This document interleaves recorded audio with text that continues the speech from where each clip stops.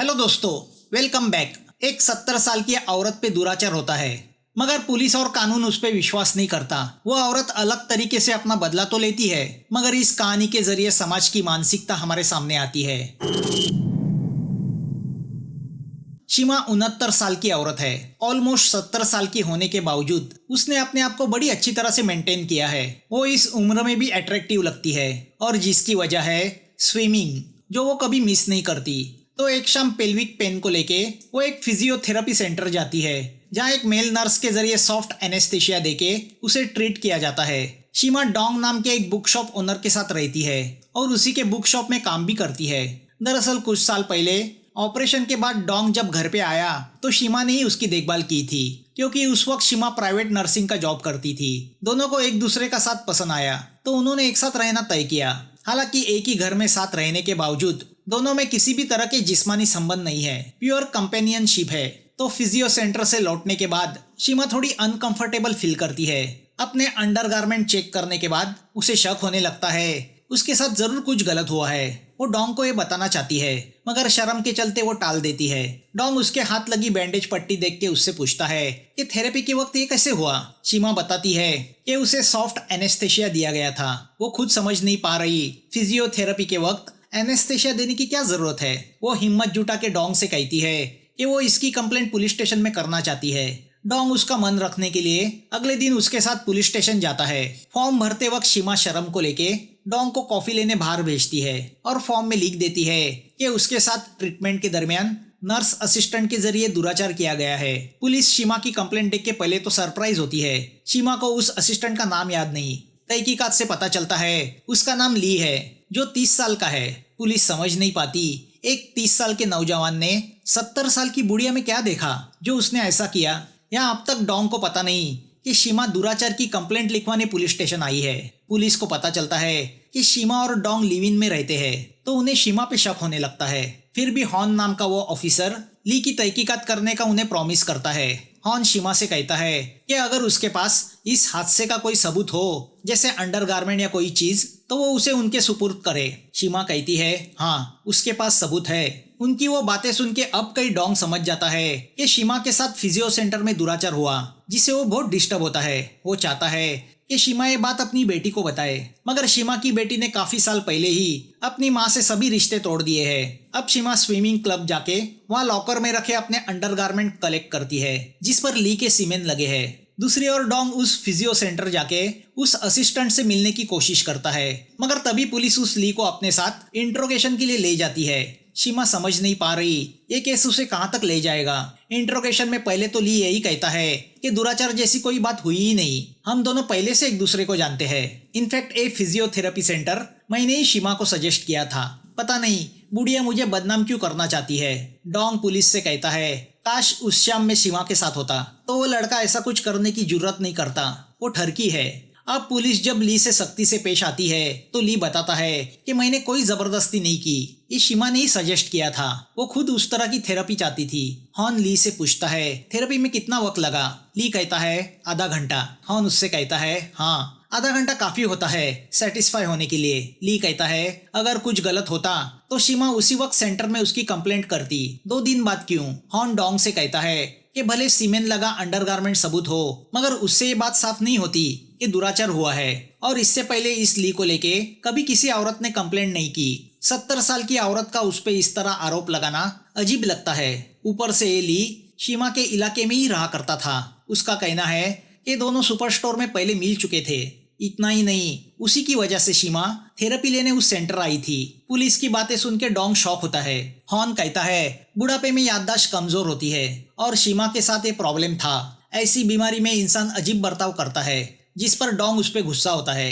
ऐसी बातों को लेके कोई औरत झूठ क्यों बोलेगी, वो भी इस उम्र में। जो औरत इतने सालों से इतने मर्दों की नर्सिंग करती आई है, वो ऐसी हरकत क्यों करेगी। सीमा का कहना है कि सोना नाम की उसकी सहेली ने उसे फिजियोथेरेपी सेंटर सजेस्ट किया था, मगर ऐसी किसी सोना का रिकॉर्ड पुलिस को जॉब एजेंसी में नहीं मिलता। हॉन कहता है सीमा की कंप्लेंट को लेके हम ली के खिलाफ अरेस्ट वारंट तो निकालेंगे, मगर बिना ठोस सबूतों के चलते कोर्ट में केस की धज्जियां उड़ जाएगी। तुम्हारी नहीं, हमारी बदनामी होगी। डोंग पिछले 2 सालों से सीमा के साथ रहता आया है, तो उसे विश्वास है कि सीमा झूठ नहीं है। वो अंदर से सीमा से प्यार भी करने लगा है, जिस बात को उसने अपने दिल में ही दबा के रखा है। वो डरता है कि कई प्यार को जाहिर करने पर सीमा उसे छोड़ के ना चली जाए। सीमा उससे पूछती है कि क्या तुम्हें मेरी बातों पे विश्वास है? क्या तुम्हें ऐसा लगता है मैंने ही उस लड़के को मेरे साथ वो सब करने के लिए लुभाया? मेरी याददाश्त कमजोर हो रही है। डोंग उससे कहता है तुम ऐसा कुछ कर ही नहीं सकती। अगले दिन डोंग को पता चलता है कि कोर्ट ने ली का अरेस्ट वारंट खारिज किया है। सीमा की मेडिकल टेस्ट की जाती है। क्या किसी जवान लड़की पे दुराचार होना और एक बूढ़ी औरत पे दुराचार होना, इन दोनों वारदातों को देखने का समाज का नजरिया अलग अलग होता है। यहाँ डोंग एड्रेस निकाल के उस ली के ससुराल पहुंचता है, जहाँ ली का ससुर और ली की प्रेग्नेंट वाइफ उसे दिखाई देती है। मगर वो उनसे बात करने की बजाय सीधा ली से बात करने का फैसला करता है। दूसरी ओर सीमा एक हॉस्पिटल पहुंच जाती है, जहाँ उसकी वो दोस्त सोना काम किया करती थी। वो हॉस्पिटल से सोना का एड्रेस जानने की कोशिश करती है, मगर वहाँ की मैनेजर उसका इंसल्ट करके उसे वहाँ से जाने कहती है। यहाँ रात को डोंग ली से मिलता है। वो ली को लेटर ऑफ एक्यूजिशन देता है, जो प्रोसिक्यूशन डिपार्टमेंट ने बनाया है। वो उसे उस पे साइन करने बोलता है, जिसमें ली का कन्फेशन है। वो उससे कहता है अगर तुम तुम्हारे गुनाह मान लोगे तो हम कोर्ट में तुम्हारे लिए दया की दरखास्त करेंगे। ली डोंग से कहता है तुम पागल हो गए हो क्या? पुलिस से तुम्हें पता नहीं चला क्या? मेरा अरेस्ट वारंट कोर्ट ने खारिज किया है। डोंग गुस्से से उससे कहता है कोर्ट से तो छूट जाओगे, ऊपर वाले की अदालत से कैसे छूटोगे? ली कहता है मैं सिर्फ सॉरी कह सकता हूँ, जो हुआ नहीं मैं उसे कन्फेस नहीं करूंगा। डोंग उससे कहता है ड्यूटी की आड़ में तुमने बहुत बड़ा पाप किया है। तुमने खुद को सही साबित करने के लिए उस औरत को कानून की नजर में झूठा ठहराया, ये गलत है। ली उससे कहता है तो पहले सबूत ढूंढो फिर मुझसे बात करना। तो अब डोंग उससे कहता है मैं तुम्हारे ससुराल का एड्रेस जानता हूँ। अगर तुम्हारे करतूतों के बारे में उन्हें पता चला तो ना इज्जत रहेगी ना मैरिज। अगर तुम कन्फेस नहीं करोगे तो मुझे उन्हें सब बताना पड़ेगा। ली गुस्सा होके वहाँ से चला जाता है। यह हालात से सीमा काफी डिस्टर्ब हो जाती है। वो रात भर डोंग का इंतजार करती है, मगर वो नहीं आता क्योंकि उसकी कार का एक्सीडेंट हुआ था। दूसरे दिन सीमा को डोंग के एक्सीडेंट के बारे में पता चलता है, तो वो उससे मिलने हॉस्पिटल जाती है। मगर डोंग का लड़का जिनवू उससे कहता है कि वो उसके फादर को अपने प्रॉब्लम को लेके परेशान ना करे। सीमा डोंग का घर छोड़ के जाने का फैसला करती है। अब वो अपना पुराना प्राइवेट नर्सिंग का जॉब ज्वाइन करती है, जहाँ उसे एक बूढ़े बीमार आदमी की केयर टेकर का काम करना है। दूसरी ओर डोंग को 2 दिन बाद हॉस्पिटल से डिस्चार्ज मिलता है। उसका लड़का जिनवू उसे घर ले आता है। जिनवू भी एक लॉयर है। डोंग घर पहुंचता है तो उसे सीमा का लेटर मिलता है कि वो हमेशा के लिए घर छोड़ के जा रही है, जिससे डोंग बहुत दुखी होता है। सीमा को वापस आया देख उसकी पुरानी घर मालकिन रोजा उससे कहती है बुढ़ापे में ही सही एक बड़ा लेसन तो तुम्हें मिला। अगले दिन डोंग सीमा को कॉल करने की काफी कोशिशें करता है, मगर सीमा उसका कॉल नहीं लेती। तो अब वो नर्स को रिक्रूट करने वाली एजेंसी को कॉल करके सीमा का एड्रेस जानने की कोशिश करता है। इसी डिप्रेशन में उसका एक कैफे वेटर के साथ झगड़ा होता है। वेटर के कंप्लेंट पे डोंग को पुलिस स्टेशन ले जाया जाता है। डिटेक्टिव हॉर्न डोंग के परेशानी की वजह जानता है। वो डोंग से कहता है हमने ली का पॉलीग्राफ टेस्ट भी किया, मगर वो उसमें से भी छूट गया। ऊपर से सीमा फोन नहीं उठा रही। ऐसी हालात में कैसे एक्शन ले? केस की फाइल प्रोसिक्यूटर के ऑफिस में पड़ी है। अगर तुम चाहो तो कोर्ट में केस चला सकते हो, मगर वहां भी तुम हार जाओगे।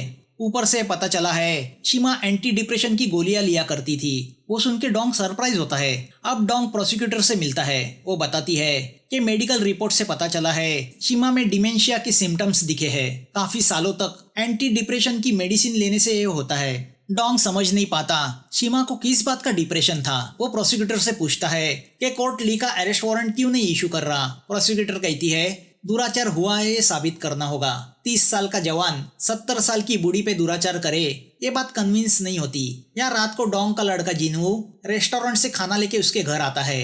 वो डोंग से पूछता है कि क्या आपको कभी मेरी माँ की याद आती है, जिससे डिवोर्स लिए आपको 15 साल हुए हैं। डोंग कहता है पुरानी बातों में क्या रखा है। अब वो अपने बेटे से कहता है क्योंकि तुम लॉयर हो तो मैं तुम्हारी सलाह चाहता हूँ। एक गुनाह हुआ है और ये भी साबित हुआ है कि विक्टिम सच बोल रहा है, फिर भी गुनेगार का अरेस्ट वारंट क्यों नहीं इशू किया जाता? सिर्फ इसलिए कि दुराचार एक जवान लड़की पे नहीं एक बूढ़ी औरत पे हुआ है। न्याय तो सबके लिए बराबर होता है ना। जिनवू डोंग से कहता है आपको उस औरत में दिलचस्पी है, इसलिए आप उसकी तरफदारी कर रहे हैं, मगर कोर्ट में सबूत लगते हैं और उस औरत के लिए मैं मेरा वक्त बर्बाद नहीं कर सकता, जिसकी वजह से आप मुझसे दूर हो गए। आपके लिए वो औरत मायने रखती होगी, मेरे लिए नहीं। मैं जब भी इस घर में आता हूँ तो मुझे ऐसा फील नहीं होता मैं मेरे डैडी के घर आया हूँ। जैसे ये घर आपका है वैसे वो औरत आपकी प्रॉब्लम है। बेटे के जाने के बाद डोंग को एहसास होता है कि वो ना एक अच्छा पति बन सका ना अच्छा पिता। यहाँ दूसरे दिन सीमा पीठ दर्द के इलाज के लिए अपने पुराने ऑर्थोपेडिक सेंटर जाती है, जहाँ उसकी मुलाकात उसकी पुरानी कलीग डेजी से होती है। डेजी को ताज्जुब होता है कि 70 साल की होने के बावजूद सीमा अभी भी जॉब करती है। बातों बातों में डेजी उससे पूछती है कि क्या वो कभी अपना इलाज कराने फिजियोथेरेपी सेंटर गई थी, क्योंकि उसी ने वो सेंटर उसे रिकमेंड किया था। वो सुन के सीमा सरप्राइज होती है, मतलब सोना ने नहीं बल्कि डेजी ने उसे उस फिजियो सेंटर के बारे में बताया था। सीमा समझ जाती है उसकी मेमोरी धुंधली होती जा रही है। उसे ये भी याद आता है कि लास्ट क्रिसमस स्टोर में उसकी मुलाकात ली से हुई थी। उसे समझ में नहीं आता सच क्या है और झूठ क्या है। अब उसका अपनी मेमोरी पे से विश्वास उड़ने लगता है। वो वहाँ से रोजा के रेस्टोरेंट आती है तो वहाँ वो डिटेक्टिव हॉर्न को देखती है, जो उसी का इंतजार कर रहा है। हॉर्न उसे दूसरे दिन पुलिस स्टेशन आने कहता है, मगर सीमा का अब कानून पे से विश्वास उड़ चुका है। वो हॉर्न से कहती है, अगर मैं जवान होती तो मुजरिम अब तक सलाखों के पीछे होता। मेरी उम्र ही मेरी दुश्मन बन गई है। मर्द तो औरत की तरफ सिर्फ उपभोग की नजर से देखता है, फिर वो जवान हो या बूढ़ी उससे कुछ फर्क नहीं पड़ता। मैं केस को वापस ले रही हूँ। रात को डोंग सीमा की रूम पहुँचता है। सीमा का फिर से नर्सिंग का काम करना उसे पसंद नहीं। वो उसे फिर से अपने साथ ले जाने लगता है। सीमा उससे कहती है, यही मेरा काम है, मुझे इज्जत के साथ जीने दो। सीमा डोंग को अलविदा कहती है। दूसरे दिन रूम की साफ सफाई करते वक्त उसे वो लेटर ऑफ एक्विजिशन मिलता है, जिसमें ली की करतूतों का डिटेल कन्फेशन होता है और जिसे ली ने साइन करने से मना किया था। वो कुछ फैसला करके कहीं जाने निकलती है और डोंग के बेटे जिनवू से मिलती है। जिनवू उसे देख के सरप्राइज होता है। सीमा जिनवू से कहती है कि उस रात ली से झगड़ा होने के बाद डोंग ली के ससुर से मिलने गया था, जहाँ ऑन द वे डोंग का एक्सीडेंट हुआ था। मुझे वो एड्रेस चाहिए। यहाँ हॉर्न ली और सीमा को क्रॉस एग्जामिन करने के लिए पुलिस स्टेशन बुलाता है।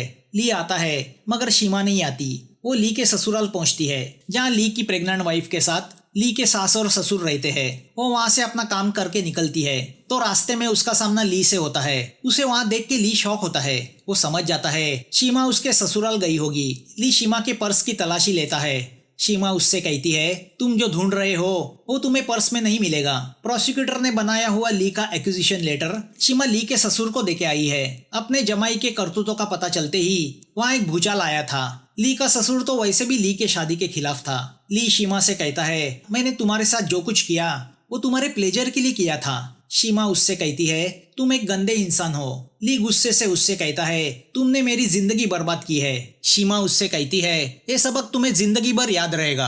अब वो ली को उसी हालत में छोड़ के वहाँ से चली जाती है। यहाँ दुखी डोंग दूसरे दिन से अपना बुक स्टोर फिर से शुरू करता है तो दूसरी ओर सीमा कई गिल्टी फील करके डोंग की वाइफ से मिलने उसके म्यूजिक शॉप पहुँचती है। वो लेडी फोन पे अपनी बेटी से बात कर रही होती है।